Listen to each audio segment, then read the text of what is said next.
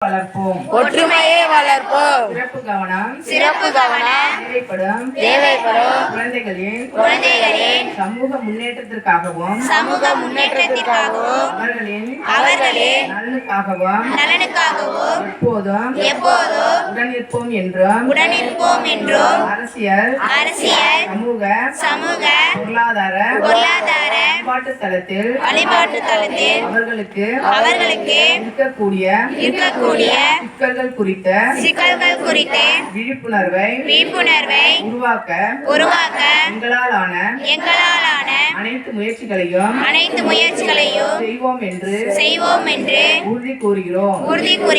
முழுமையாகவும் சமத்துவத்துடனும் வெற்றிகரமாகவும் மாற்றுத்திறனாளி குழந்தைகள் இங்கு எந்த பாகுபாடுமின்றி அனைத்து உரிமைகளையும்